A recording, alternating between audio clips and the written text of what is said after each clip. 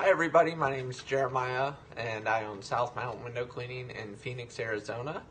And we've been using SendJim for a few months now. We're really loving it, not only to help build strong relationships with our current clientele, but to get new clientele as well. And one way we're doing that, and I almost feel it's like a game to us, because before we use a lot of flyer services and things like that, but we can't get into the really nice gated communities that we want to serve that way.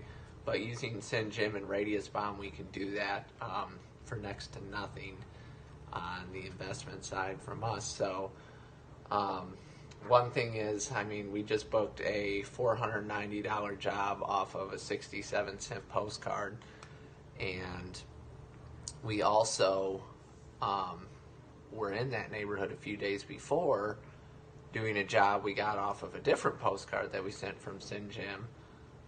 So it's been really great helping us to get into these communities that we can only get in through the mail, and we don't have to send direct mail to, you know, this whole big area. We can just pick the block or the set of 5 houses we want to nail down and then send the postcards right to them. So if you're on the fence about SendJim, I just want to highly encourage you to give it a shot.